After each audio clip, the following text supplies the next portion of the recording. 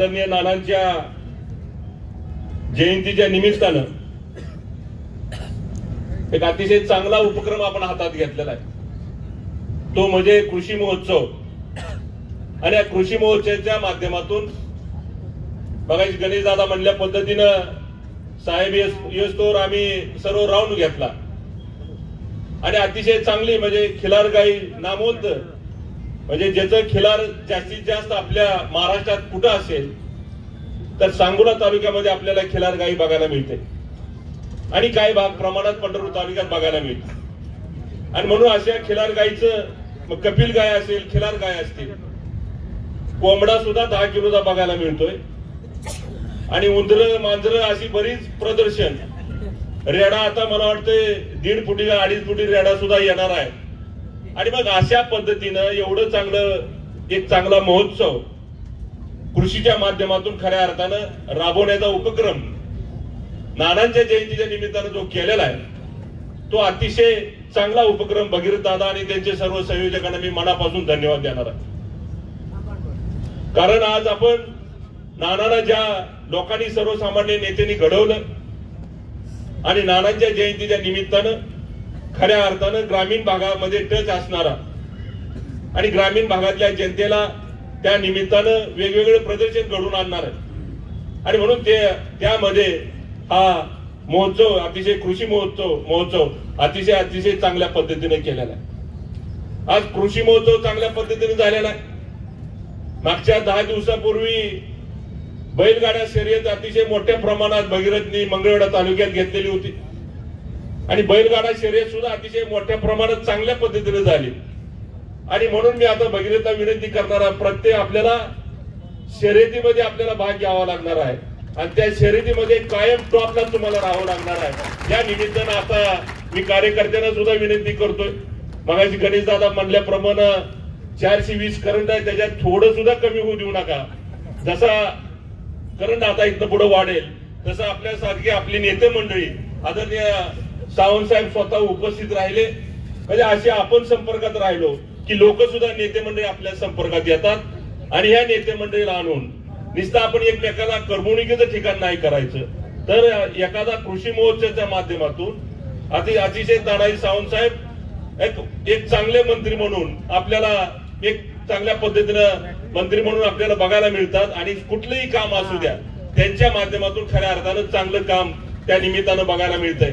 आणि म्हणून आज मग गणेशनी सांगितल्या पद्धतीनं बोसेगावचं एखादा दवाखान्याचं साधं किती दिवस त्यांना पाठपुरावा करावा लागला आणि मग प्राथमिक केंद्र साधं मिळत नव्हतं, पण वाढप्या वळखीत असला की खऱ्या अर्थानं आपल्या ग्रामीण भागात लक्ष चांगल्या पद्धतीने दिलं जातं.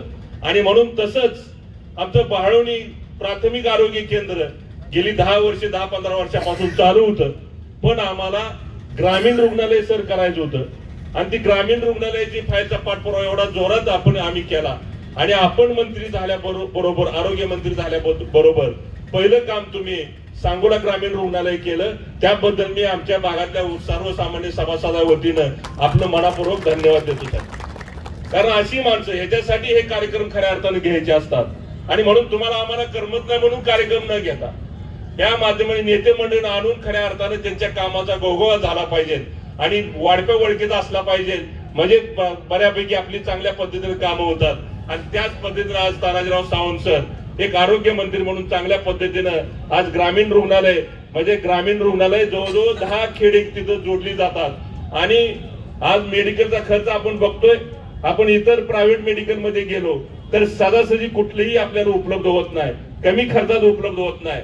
मग राज्य सरकारनं चांगल्या स्कीमा काढल्या आणि त्याचा फायदा ग्रामीण भागापर्यंत पोहोचला पाहिजे आणि म्हणून त्यासाठी सावंत सर रात्रंदिवस महाराष्ट्राच्या कानाकोपऱ्यापर्यंत जाऊन कसं काम आपण चांगल्या पद्धतीने करतोय आणि सर्वसामान्य नागरिकांना न्याय देतोय ही जबाबदारी आदरणीय सावंत सरांनी पार पाडलेली आहे. आणि म्हणून मी भगीरथला धन्यवाद देणार आहे.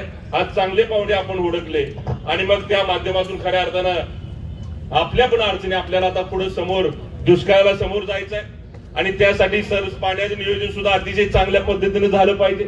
कारण हा भाग पंढरपूर तालुका असेल, सांगोला असेल किंवा आपल्या पंढरपूर तालुक्यातल्यावर बऱ्यापैकी बरेच तालुके आपल्या पंढरपूर तालुक्यावर अवलंबून आहेत आणि म्हणून पाण्याचं नियोजन आपल्याला पिण्याचं पाण्याचं असेल, गायच्या चाऱ्याचं पाण्याचा प्रश्न असेल, ह्याच्यासाठी आपल्याला थोडं लक्ष चांगल्या पद्धतीने करून जेणेकरून आमच्या ग्रामीण भागातल्या शेतकऱ्यावर अन्याय नाही झाला पाहिजे ह्याच्यासाठी आपल्याला पाठपुरावा करणं गरजेचं राहणार आहे. आणि आपल्यासारखी धडाडीचे नेते आमच्या पाठीमागे असल्यानंतर मला वाटत ना आम्हाला पंढरपूर तालुक्याला काही कमी पडणार नाही.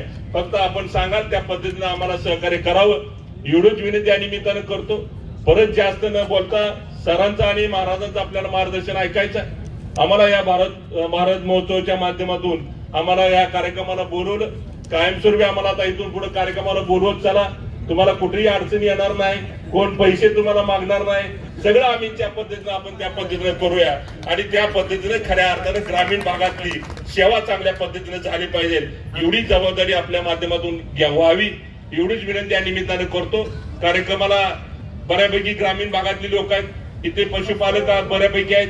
अशा माध्यमातून खऱ्या अर्थाने न्याय देण्याची भूमिका संसाराच्या माध्यमातून आपल्याला मिळते आणि म्हणून आम्हाला या सर्व नेते मंडळी पुढे आणि कार्यक्रमाला उपस्थित राहण्याची संधी दिली त्याबद्दल मी संयोजकांना मनापासून धन्यवाद देतो आणि माझे 2 शब्द संपवतो. जय हिंद, जय महाराष्ट्र.